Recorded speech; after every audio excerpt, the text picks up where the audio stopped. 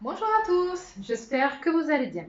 Aujourd'hui, nous allons parler du thème du conducteur. On ne sort pas du ventre de notre mère en étant déjà un bon conducteur. On le devient. C'est ce que je m'efforce à faire au quotidien lors de vos leçons de conduite pour faire de vous des conducteurs sécuritaires et responsables. Conduire, ce n'est pas seulement se déplacer d'un point A à un point B. C'est tenir compte aussi de ce que font les autres en observant, en analysant toutes les situations que vous pouvez rencontrer, ce qu'on appelle aussi de l'anticipation. Cela passe par l'application du code de la route, des panneaux, des marquages au sol et des règles de sécurité et de priorité. Il faut regarder loin, large et regarder aussi tout ce qui se passe autour de soi. Et pour cela, on a les rétroviseurs qui nous aident à voir ce qui se passe vers l'arrière. Et on parlera dans un prochain sujet aussi des angles morts. On doit communiquer avec les signaux qu'on nous a mis à notre disposition. Donc on a les clignotants, le klaxon qui est réglementé en agglomération, interdit sauf en cas de danger immédiat, l'appel de phare pour communiquer aussi, non pas pour prévenir qu'il y a un contrôle des forces de l'ordre, les feux stop qui s'actionnent dès qu'on appuie sur la pédale de frein et qui permet de communiquer avec ceux qui sont derrière nous. Les feux de détresse qu'on actionne en cas de danger ou de fort ralentissement. Nous devons maintenir également nos distances de sécurité vers l'avant. Malheureusement, vers l'arrière, on ne peut pas faire grand-chose. Pour calculer l'intervalle de sécurité ou la distance de sécurité qu'on va laisser vers l'avant, c'est simple. On va prendre le chiffre des dizaines de l'allure à laquelle on roule et la multiplier par 6. Je vous ai fait un exemple ici. Donc on a pris comme exemple 50 km/h. On prend le chiffre des dizaines qui est le 5, on le multiplie par 6 et on doit laisser 30 mètres d'intervalle de sécurité avec le véhicule qui est devant nous. On prend l'exemple de 80 km/h, pareil, même chose, on prend le chiffre des dizaines que l'on va multiplier par 6, c'est égal à 48. On doit laisser 48 mètres avec le véhicule qui est devant nous. Mais là, vous allez me dire comment on fait pour savoir à l'œil nu si on est à bonne distance de ce véhicule. Pour cela, on a les marquages au sol aussi. Les marquages au sol, on va les prendre en compte quand on est en autoroute, sur une route classique. On va regarder l'axe médian. L'axe médian, c'est la ligne qu'il y a au milieu qui délimite notre voie et de celle de ceux qui arrivent en sens inverse. Les traits mesurent 3 mètres. L'intervalle entre les deux traits, elle, mesure 10 mètres. On a juste à les additionner pour voir si on est à une bonne intervalle de sécurité avec le véhicule qui est devant nous. Pour l'autoroute, c'est un petit peu plus simple. On doit laisser deux traits plus une intervalle de la bande d'arrêt d'urgence, donc celle qui est sur le côté droit, et ceci sera votre repère. Les espaces latéraux aussi, on va en parler. Les espaces latéraux, c'est les espaces que l'on doit laisser sur le côté, peu importe le dépassement que l'on fait. On peut dépasser un cycliste, on peut dépasser un tracteur, on peut dépasser une voiture, on peut dépasser un deux roues motorisé ou non, on peut dépasser un obstacle, peu importe l'obstacle. En agglomération, on doit laisser 1 mètre de distance latérale de sécurité. Pareil, on se dit, comment on fait pour laisser 1 mètre? C'est simple, on va se mettre à cheval sur le marquage au sol et on aura à peu près 1 mètre. Hors agglomération, il faudra qu'on laisse un petit peu plus, il faudra que l'on laisse 1,50 m. Nous devons aussi organiser notre distance d'arrêt qui, elle, est composée du temps de réaction plus la distance de freinage. Qu'est-ce que le temps de réaction?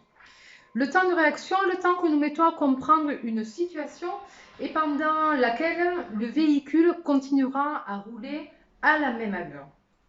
À partir de ce moment-là, on prendra une décision, celle de freiner. On actionne la pédale de frein jusqu'à arrêt complet du véhicule et cela s'appelle la distance de freinage. Je vous ai fait un petit schéma ici de la distance d'arrêt. Donc vous avez le temps de réaction. Donc là, on voit le danger. Le véhicule continue de rouler pendant qu'on analyse cette situation. On commence à freiner ici. De là commence la distance d'arrêt. Et ici, le véhicule est arrêté complètement. Distance, temps de réaction plus distance de freinage égale distance d'arrêt. Comment on fait pour calculer un temps de réaction?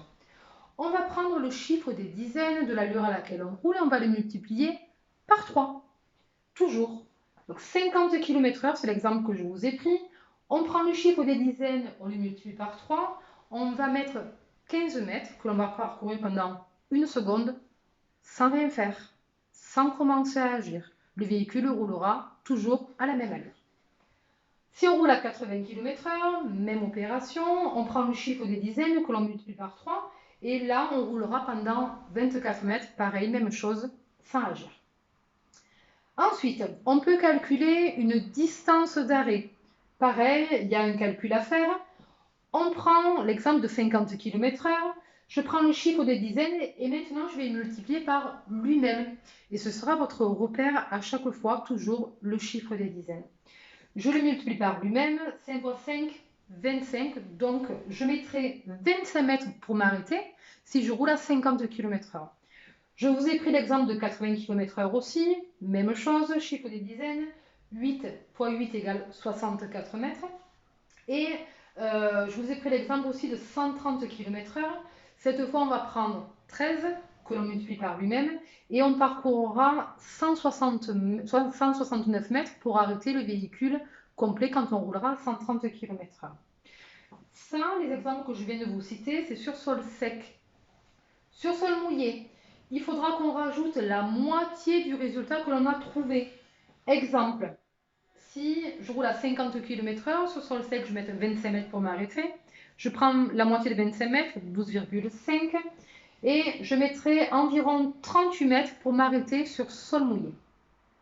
L'exemple avec 130 km/h, donc je mets 169 mètres sur sol sec.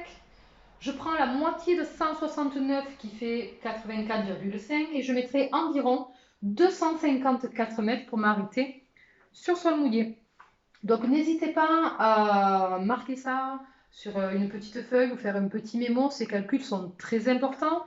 Donc je vais les reprendre avec vous. Donc intervalle de sécurité, on prend le chiffre des dizaines que l'on multiplie par 6. Temps de réaction, on prend le chiffre des dizaines que l'on multiplie par 3. Distance d'arrêt, on prend le chiffre des dizaines que l'on multiplie par lui-même. D'où l'importance d'augmenter notre intervalle de sécurité lorsqu'il pleut, parce que vous avez vu que la distance de sécurité est un petit peu plus importante. Demain, nous parlerons de l'état physique du conducteur. Donc n'hésitez pas, si vous avez des questions, s'il y a des choses que vous n'avez pas compris, si vous voulez que je revienne dessus, si vous voulez que je parle de notre sujet éventuellement aussi, n'hésitez pas à me le transmettre, donc en dessous, en commentaire en dessous de cette vidéo ou par Messenger, peu importe. Donc comme je vous ai dit, demain on parlera de l'état physique du conducteur, voilà, c'est un sujet quand même qui est important aussi. Donc si le conducteur boit, si le conducteur consomme des stupéfiants, si le conducteur est fatigué, s'il a pris des médicaments, voilà, donc on parlera de tout ça demain. Voilà, je vous souhaite une bonne fin de journée, je vous dis à demain, au revoir.